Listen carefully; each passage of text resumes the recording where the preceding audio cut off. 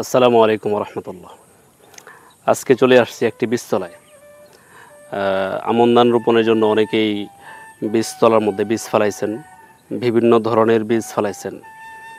যেরকম কেউ 49, কেউ 11 মুক্তা, আমাদের অঞ্চলে যেগুলি চলে আর কি, স্বর্ণা 93, 94, 95, তারপর 75, বিনা বিনা 7, বিনা 17, অনেকেই অনেক ধরনের ধান বীজতলায় ফেলাইছেন। কিন্তু এই ধানগুলিকে আমরা কেমনে ধানের বীজতলাকে কেমনে আমরা পরিচর্যা করব, এই পরিচর্যাটা আমরা অনেকেই জানি না। এই জানি না বিদায় আমরা যখন দেখা গেছে জমিতে রোপণ করি, আমাদের ফলন ভালো হয় না, অথবা আমাদের ধানের চারাগুলি সবল থাকে না। এই বিষয়গুলো বলার জন্য, এই বিষয়গুলো বোঝানোর জন্যই আজকে একটা বীজতলায় আসলাম। এই হচ্ছে আপনার বীজতলা। এই যে এটা হচ্ছে বীজতলা। তো এখানে বীজগুলি, এই বীজতলার চারাগুলি অনেক সুন্দর, অনেক ভালো দেখা যাচ্ছে অবশ্য। কিন্তু এই বীজতলাতে অনেক আগাছা আছে, এই ধানের চারার সাথে অনেক আগাছা আছে।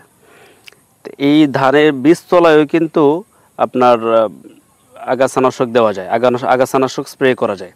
তো যখন আপনারা আগাছানাশক বীজতলাতে স্প্রে করবেন, তখন কিন্তু বীজতলাতে কোনো ঘাস থাকবে না, আগাছা থাকবে না।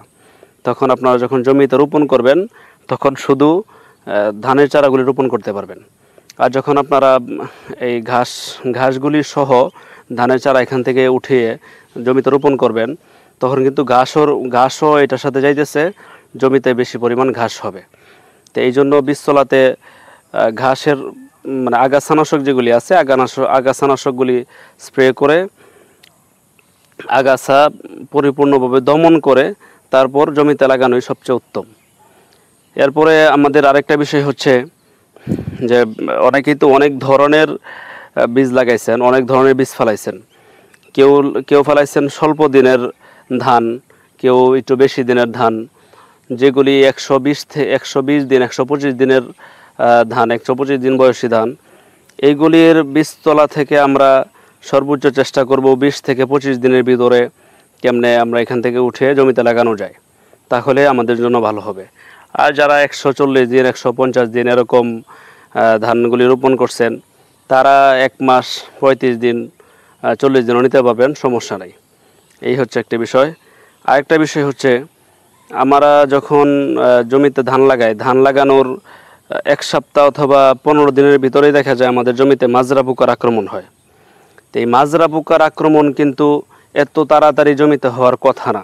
1 সপ্তাহ 15 দিনের ভিতরে মাজরা পোকার আক্রমণ হওয়ার কথা না, কিন্তু দেখা গেছে আমাদের জমিতে ধান লাগানোর 1 সপ্তাহ অথবা 15 দিনের মধ্যেই আমাদের মাজরা পোকার আক্রমণ হয়। এটা কিন্তু আমাদের বীজতলা থেকে মাজরা পোকাগুলি যাচ্ছে মূলত। আমরা যখন বীজতলা তৈরি করি, বীজতলার মধ্যে ধান ফালাই, এখানেই কিন্তু মাজরা পোকার আক্রমণ হয়। এই জন্য যখন আপনারা জমি যেদিন লাগাবেন, 2-3 দিন অথবা 4-5 দিন আগে এখানে একটা মাজরা পোকার ওষুধ স্প্রে করবেন। যখন মাজরা পোকার একটা কীটনাশক স্প্রে করলেন, তখন কিন্তু আর এই বীজতলা থেকে আপনাদের জমিতে মাজরা পোকা যাবে না, এখানেই মাজরা পোকা দমন হয়ে গেল।